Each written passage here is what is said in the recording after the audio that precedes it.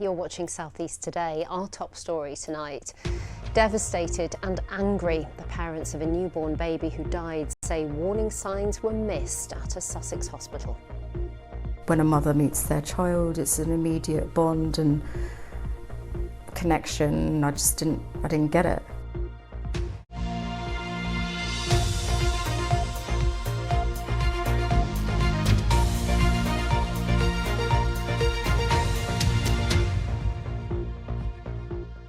Hello, welcome to the programme. I'm Ellie Crisell.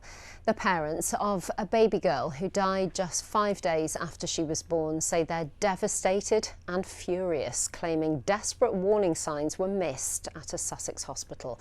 Kimberly Newark says she arrived at the hospital in excruciating pain, fearing something was terribly wrong. Speaking in her first television interview, Kimberly claims she was told she was suffering from trapped wind, but she was actually bleeding internally. Her daughter Olivia was born gravely ill, dying days later. Please be aware you may find the content of our health correspondent Mark Norman's report distressing. Olivia Trupiano was born at 34 weeks in September 2024. She was born with a condition when the brain doesn't receive enough oxygen or blood flow at around the time of birth.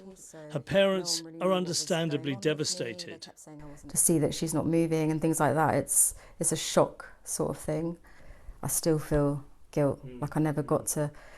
I know she wouldn't have been able to hear as such, but I never got to read to her, I never got to sing to her, I never got to hold her properly. So it's kind of, to me, it feels weird. It's like I still haven't had her yet, if that makes sense. I personally find it very difficult. I don't talk much, and that might be an issue. It's an everyday challenge to look at her picture, to think about everything that's going on. But both are also angry. Before baby Olivia was born, her mother became seriously ill.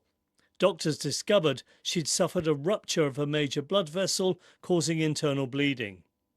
Both parents say they repeatedly raised concerns about Kimberly's worsening health before Olivia was born, but say they felt ignored and dismissed. I look back and I feel like they thought I was exaggerating, didn't believe me, and that's also caused further anxieties even now to this day, that if I am sick or if I'm doing something that I feel is genuine, no one will believe me, or if they don't take it the way I expect, I feel like, oh, well, they just don't believe me, so what's the point, sort of thing. The impact of losing a baby is huge for relationships, families, friends, and also trust in the NHS that often continues to treat families in hospitals where they lost their child. The trust that the family, the parents may have had in the hospital is broken, and once trust is broken, it's very difficult to rebuild.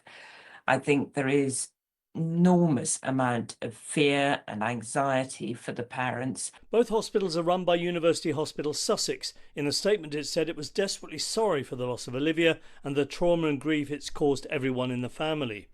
It said the findings of 2 reviews into Olivia's care had been shared with her family and they'd met with them to discuss their questions and concerns, but added we absolutely understand that nothing we can say can change the intense sense of loss they feel.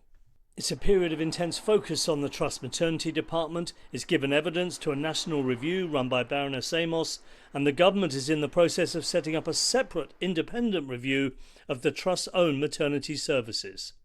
Well, Mark joins you now. Mark, another tragic story of this nature. We've reported on so many of these maternity failures.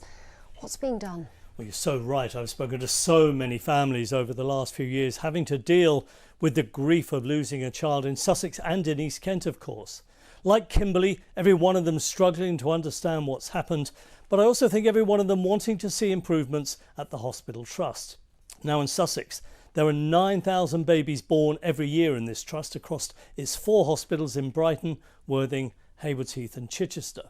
In 2022, the Trust carried out an investigation into a number of neonatal deaths to understand what was happening and to try and provide answers to families to learn and to improve. Since then, it's employed 40 more midwives, meaning the department is now fully staffed. It's increased available theatre capacity for planned caesareans and introduced a new telephone triage service with experienced midwives making the decisions as to when to bring women into hospital. Now, on a number of metrics, the maternity department is performing far better now than it was even a few years ago, and better than many across the country. Dreadful as Kimberly's story is, it's perhaps some consolation to families that the Trust appears to be making some improvements to its maternity service, Ellie. Mark, thank you.